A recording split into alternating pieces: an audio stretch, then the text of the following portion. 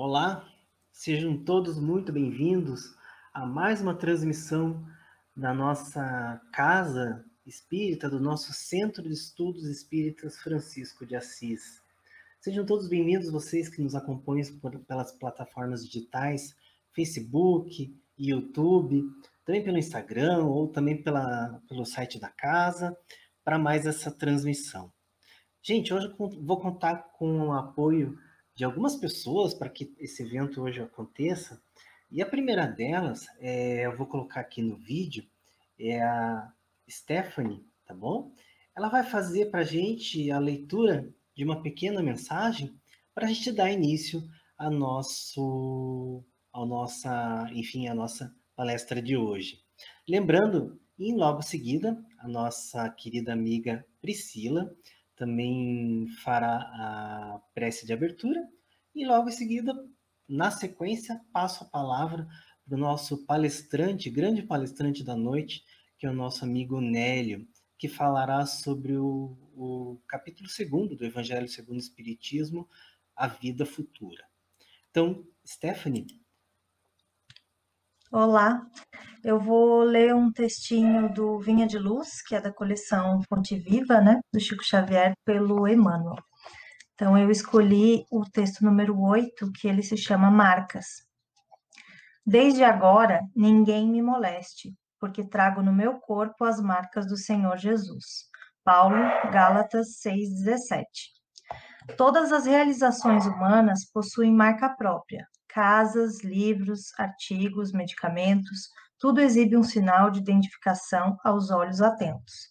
Se medida semelhante é aproveitada na lei de uso dos objetos transitórios, não se poderia subtrair o mesmo princípio na catalogação de tudo que se refere à vida eterna. Jesus possui igualmente os sinais dele.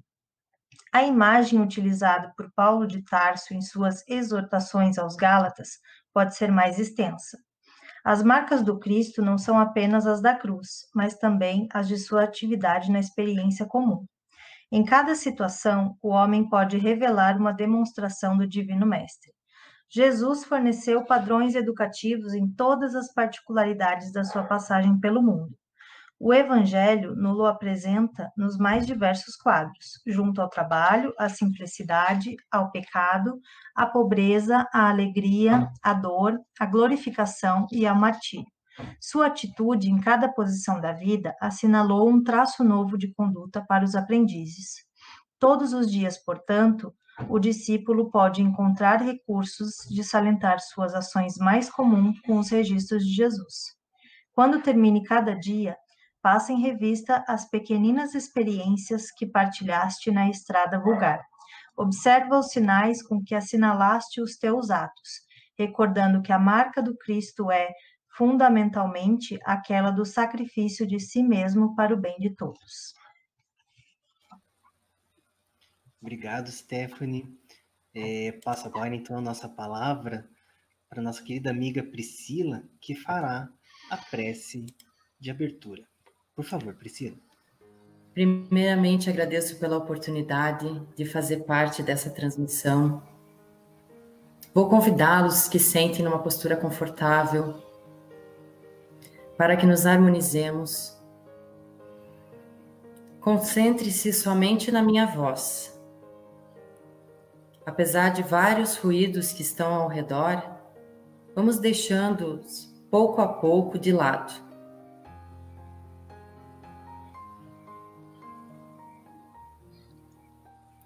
Obrigada, Senhor, por mais um dia, pelas dificuldades do nosso caminho, pelas oportunidades da mudança. Obrigada pela união da nossa família, por podermos, na nossa casa, sermos o verbo e trazer a harmonia, o ensinamento aos nossos filhos, às pessoas que estão ao nosso redor. Que as adversidades, as tristezas, preocupações, dificuldades não tomem conta do nosso ser, pois no fim sempre o sol brilha. Tenhamos fé e a certeza de que Deus não nos deixa sozinhos. Tenhamos fé de que o mundo caminha para o progresso. Que acordemos e tenhamos novas atitudes.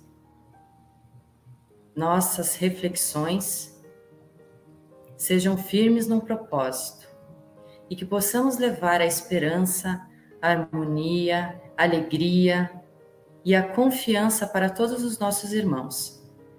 Que as inspirações de Francisco de Assis intuam o nosso palestrante Nélio e que tenhamos todos uma excelente palestra. Que assim seja. Que assim seja. Obrigado, Priscila. Então agora eu passo então a palavra para o nosso palestrante, nosso querido mestre, grande professor Nélio, que com certeza abrilhantará muito a nossa noite de hoje. Nélio, é com você. Obrigado, Carlos. Obrigado, Priscila. Obrigado, Stephanie. Carlos, você foi muito generoso, Carlos. Boa noite a todos que nos ouvem. Em verdade, rogamos que Jesus nos ampare a todos e nos fortaleça nestes momentos que, por certo, nos traz dificuldades a todos, mas é de extrema representatividade nas nossas existências. Ainda mais que somos guiados pela luz da doutrina espírita. E hoje o nosso tema fala sobre a vida futura. É o capítulo 2 do Evangelho segundo o Espiritismo. E ele é muito significativo, ainda mais nestes momentos em que, de alguma forma, ficamos pensando na vida futura. E começamos, então, a nossa exposição com uma imagem que ora nos vem à cabeça de Jesus, sendo apresentado a Pôncio Pilatos pela terceira vez, levado, então, pelos sacerdotes hebreus, dizendo a Pilatos que já por 2 vezes negara a sua execução, agora argumentando que ali estava uma pessoa que se dizia rei dos judeus e que, portanto, ameaçava o Império de Roma, o que solicitava uma atitude mais rígida por parte do governador romano. E Pilatos, então, pergunta a Jesus: és o rei dos judeus? E Jesus lhe responde: meu reino não é deste mundo. E é esta expressão que deve ensejar as nossas reflexões. Porque Jesus disse que o seu reino não era deste mundo. Logo, existia outro mundo onde havia vida e onde a realeza de Jesus se dava. Existe outro mundo. E se nós formos pensar nas grandes dúvidas da humanidade, vamos nos defrontar com o recorrente questionamento de quem somos, de onde viemos e para onde vamos. E nós sabemos disso. Nós falamos disso. Não sei quantas vezes nós refletimos na medida do necessário sobre isto. Porque nós vamos para algum lugar. Se assim não fora, não teríamos nenhum motivo para temer a nossa morte. Não teríamos nenhuma razão para usar de preceitos morais nesta existência, pois se nada nos aguarda depois da nossa morte. Mas não temos que temer do que a justiça terrena. E se dela conseguirmos dar conta, nada mais nos aguarda no além. Mas nós não fazemos assim. Nós não agimos desta forma, ignorando a moralidade que mora na nossa consciência. Isto significa que nós temos freios internos que nos remetem a esta consciência de uma continuidade, de uma transcendentalidade. E assim, nós teríamos que pensar de novo, novamente, mais uma vez, sobre este outro mundo que asseverara Jesus quando Pilatos lhe perguntou se era rei dos judeus.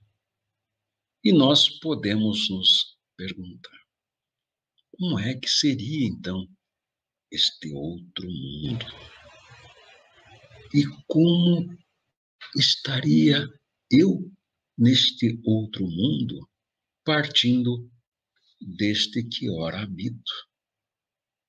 Meus irmãos, minhas irmãs, todos podemos fazer esta pergunta novamente. E todos podemos, de alguma forma, fazer as nossas reflexões sobre esta questão. Como que seria este mundo e como que estaríamos lá?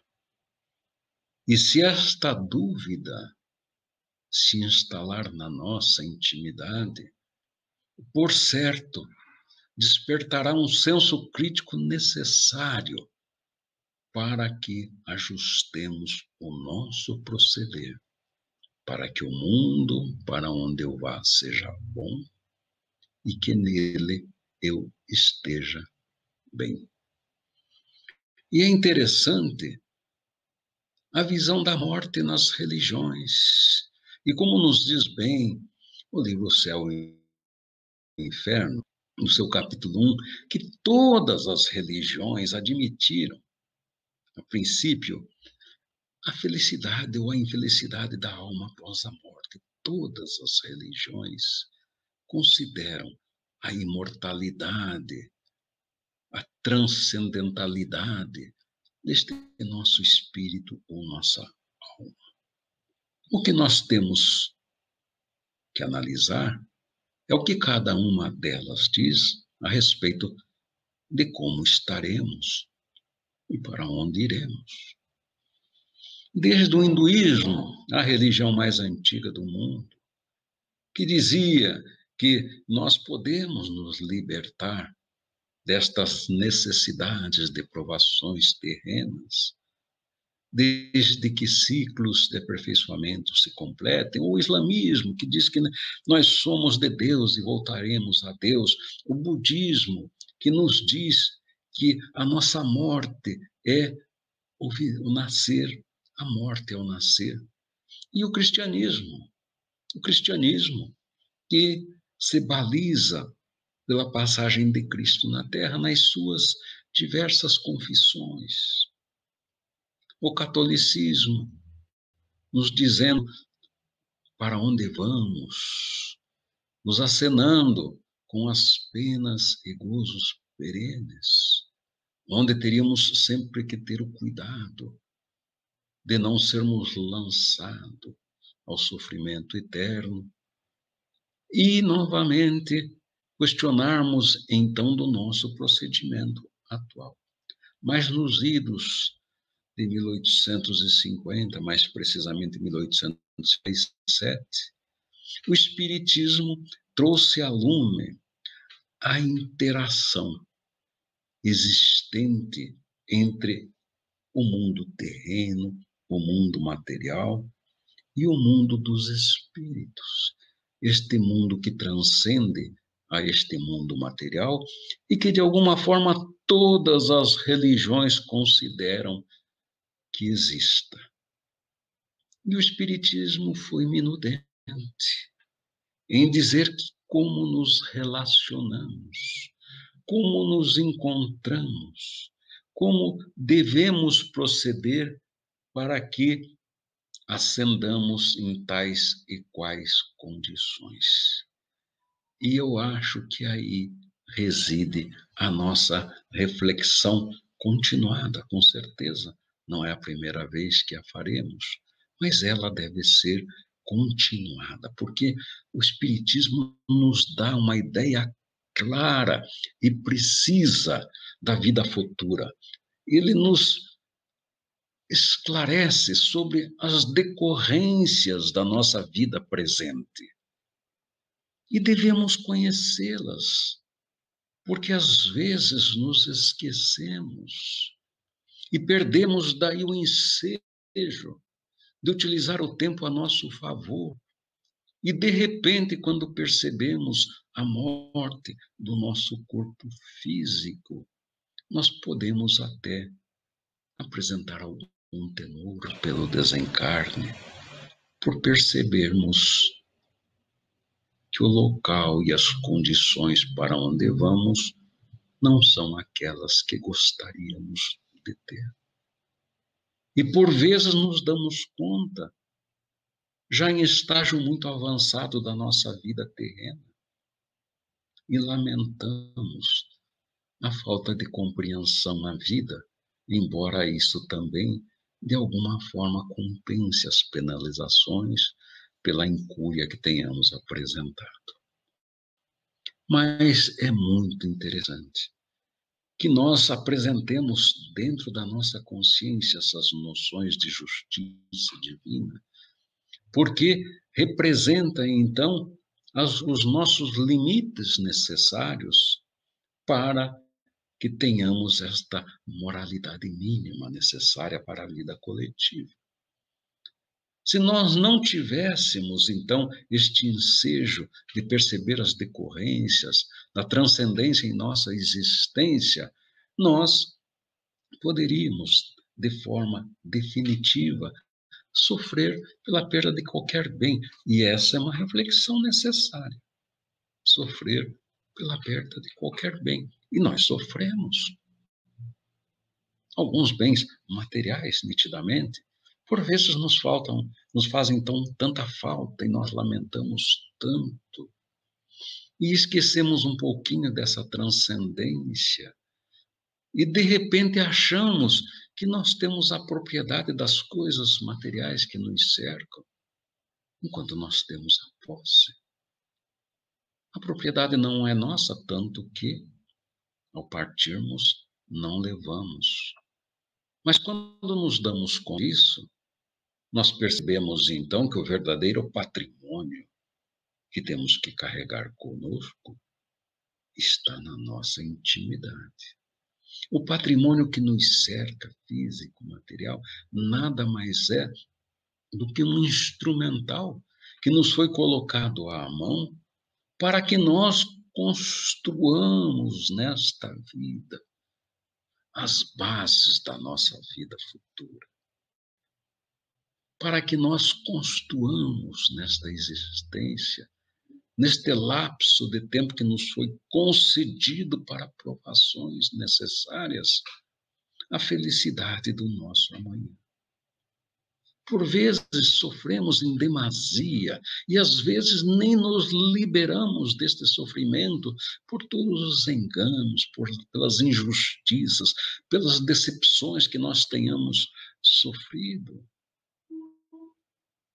Sem perceber que, por vezes, quem nos dirige estas injúrias, que nos causa estas decepções, por vezes está dentro da nossa aprovação, da nossa construção.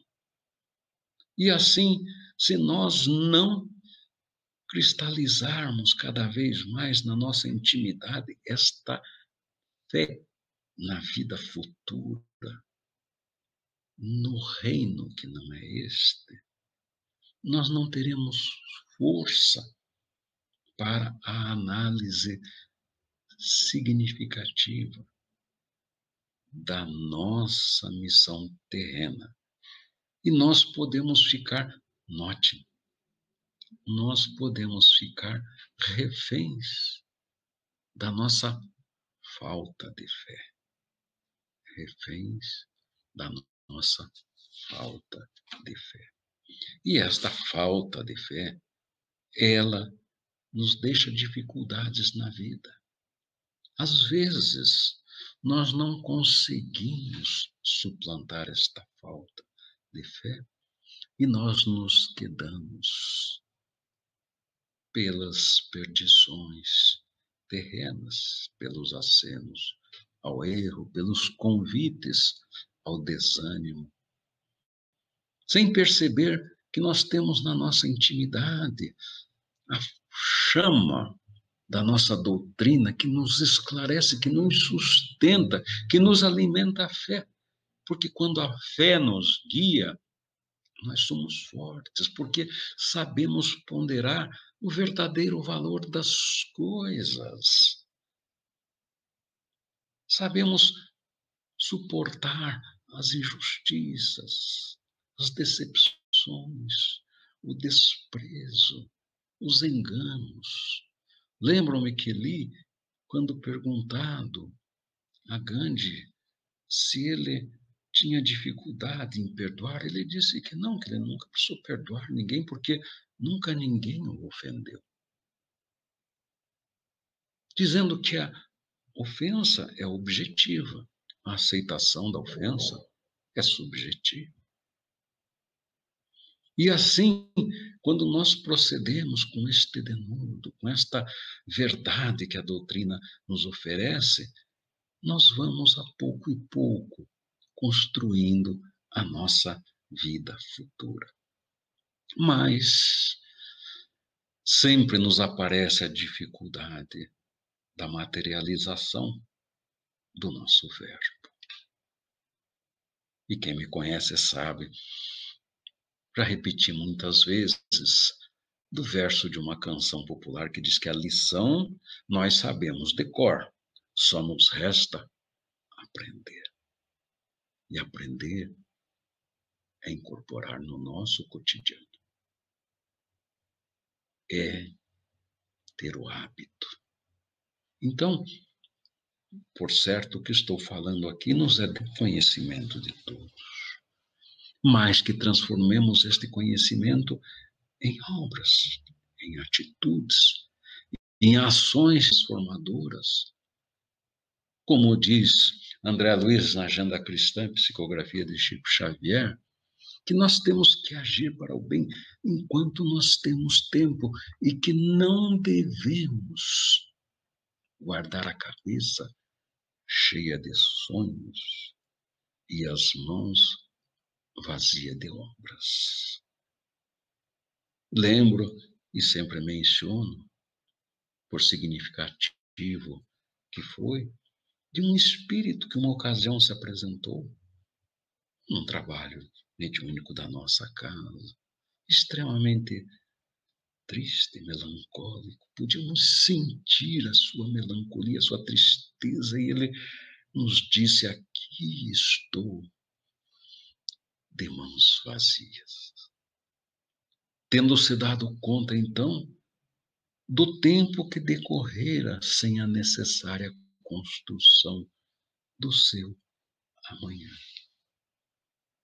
E o Espiritismo nos dá diversos ensejos para que cristalizemos cada vez mais a nossa fé. Não fora a sua lógica, a sua experimentação nos demonstra efeitos inequívocos da existência dos espíritos. Podemos conversar com eles. E os sinais, então? De repente, nós temos alguma indisposição com algumas pessoas que nem conhecemos.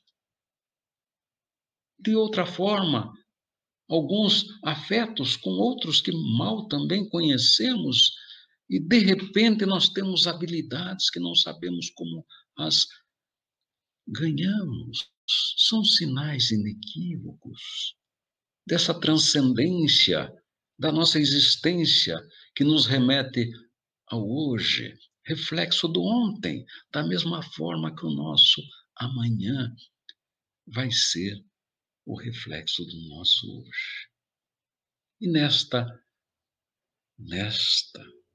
perspectiva, meus irmãos, minhas irmãs, a vida atual, ela nos é um meio. A vida futura é o nosso fim. A vida futura é o nosso fim. Não vivamos a vida atual como se fosse o nosso fim, mas o utilizemos como um meio necessário para a vida futura, onde se dá a realeza de Jesus.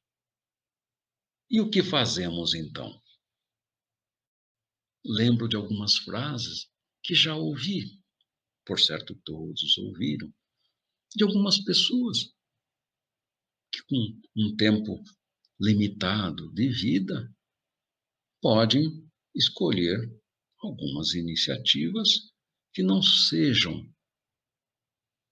positivas para o seu projeto de futuro. O próprio Céu e o Inferno fala de um caso hipotético de alguém que descubra que tem um tempo de vida curto, até menciona 2 anos, e se pergunta a este alguém o que isso vai fazer então. E é uma boa reflexão. O que é que você vai fazer então? Imagina agora que nós todos estamos, de alguma forma, sujeitos a uma dúvida sobre o que possa acontecer conosco nos próximos dias por conta desta pandemia que se instalou no nosso planeta. O que é que eu posso fazer se pensar que o meu mundo vai acabar amanhã? Lembro de outros casos, de outros eventos em que alguém, em determinado instante da vida, diz: agora eu vou aproveitar a vida. E é interessante, este agora eu vou aproveitar a vida pode ter diversas conotações. Podemos até pensar que aproveitar a vida seja ir para a praia, deitar na rede, tomar água de coco, não sei. Vou aproveitar, ou então vou me pôr a viajar, conhecer o que eu não conheço. Nada contra, e podemos fazer, claro. Mas que não seja o motivo único da nossa existência. O que é aproveitar a vida? Antes de definir o que é aproveitar, nós temos que definir o que é a vida. E a vida atual é meio. A vida futura é fim. Como é que eu posso aproveitar este meio para construir o meu fim? Lembro-me. E o Céu e o Inferno também traz esta expressão na sua parte primeira, capítulo 5, se não me engano. A cada um segundo suas obras. Jesus nos deixou essa máxima. A cada um segundo suas obras. Podemos imaginar que tudo o que fazemos tem um peso para a construção da vida futura, que é aquele mundo onde Jesus nos disse que será a sua realeza. Como é que nós podemos avaliar, então, o que nós receberemos, partindo da premissa que Jesus nos deixou de que a cada um segundo as suas obras? E, meus irmãos, nós somos os autores e somos os atores da nossa vida. Nossa vida não foi escrita por outro roteiro, fomos nós que combinamos. E somos nós que temos que dar desempenho aos papéis da nossa existência. E somos cercados de facilidades. Somos cercados de facilidades. E nós podemos despender todas estas facilidades, uma das quais é o tempo que nós temos, Podemos despender estas facilidades de duas formas. Ou nós as consumimos, ou nós as investimos. Quando nós as consumimos, nós buscamos a satisfação da nossa existência nesta nossa vida. Quando nós as investimos, nós encaminhamos todas as nossas facilidades na construção da nossa vida futura. E as nossas facilidades são as mais diversas. E para nós espíritas, coloquemos no rol destas facilidades o conhecimento da doutrina que esposamos. Este conhecimento, esta chama da esperança que viceja na nossa intimidade, que alimenta o nosso ser, que nos dá energia para aceitarmos os desafios, nos faz ver que as coisas que aparentemente podem até nos agredir, talvez sejam as grandes contribuintes da nossa vida futura. Vou até citar novamente também, me desculpe quem me conhece, mas algumas citações, até uma de André Luiz, que eu sempre gosto muito, mas que exemplifica a utilização das minhas facilidades para a construção do meu futuro, até por conta desta necessidade que temos de utilizar as nossas facilidades, é quando ele nos diz com respeito às pessoas com quem vivemos, e hoje, então, em que nós estamos mais restritos ao ambiente de menor número de pessoas, onde temos uma interação familiar muito mais intensa, mas muito mais intensa, onde nos encontramos neste ambiente que reúne afetos e desafetos para nos cruzarmos tantas vezes por dia, quase todos os dias da semana, e assim vai, para que pensemos, como nos diz André Luiz, que aquela pessoa, aquela criatura que te aflige é o cadinho que te aprimora. Para aproveitar a vida, não nos afastemos dela. Para aproveitar a vida, demos a nossa paciência, insistamos nas nossas visões, oremos por ela, porque este exercício é investimento. Assim, para encerrarmos a nossa breve exposição, vou ler uma página de Maria Dolores, psicografia de Chico Xavier, no livro Coração e Vida, que nos fala da fé. Chama-se Canção da Fé. Vou lê-la.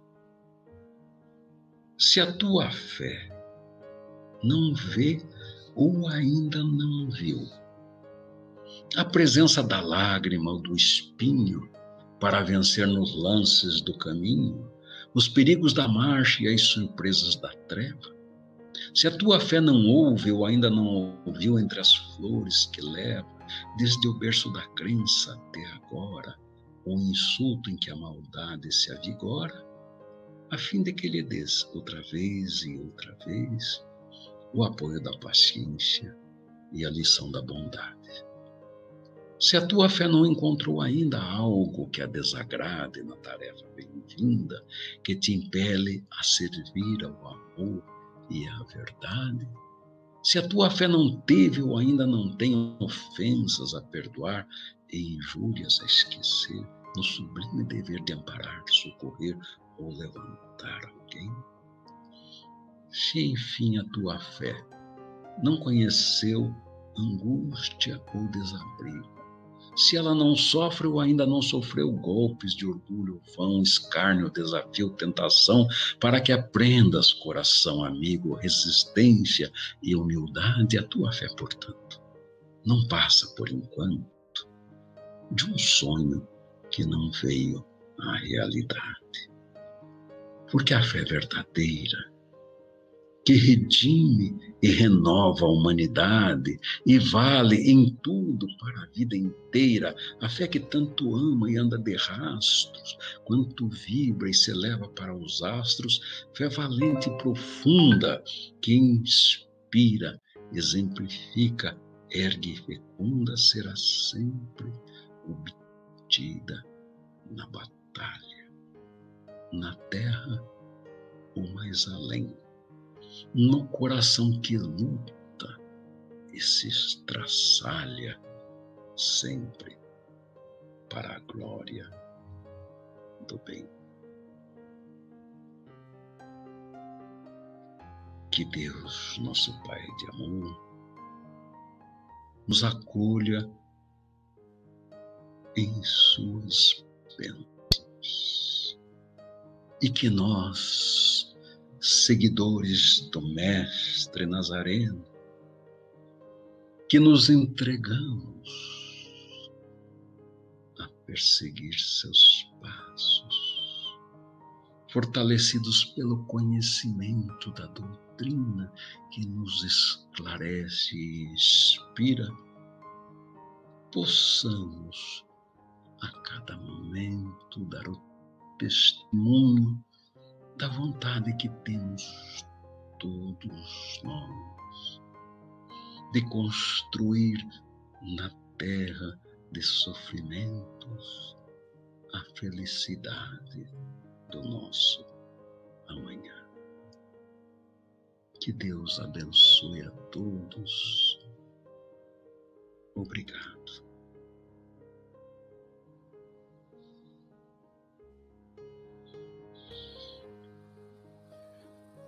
Nós é que agradecemos, Nélio, pela brilhante explanação. Também agradecemos aqui a participação das nossas queridas colaboradoras, a Priscila, a Stephanie, que fizeram parte dessa transmissão junto conosco, aqui em nome do Centro de Estudos Espíritas Francisco de Assis. E se você achou essa transmissão tão significativa, que tenha sido de grande importância para você, compartilhe essa mensagem, leve para um amigo, algum familiar que esteja necessitado, ou que você ame muito, levando sempre as mensagens de Cristo para aqueles que tanto precisam, tá? E também se lembrem de se inscrever nos canais da nossa casa, no YouTube, no Facebook, no Instagram, e também seguir as notícias que acontecem aqui, de tudo que está acontecendo na casa, pelo nosso site www.cefa.org.br. Então, ficamos por aqui. Agradeço mais uma vez todos que participaram comigo nessa transmissão. Agradeço a você, internauta, que nos acompanhou durante essa transmissão e espero revê-los em breve. Até lá. Obrigado.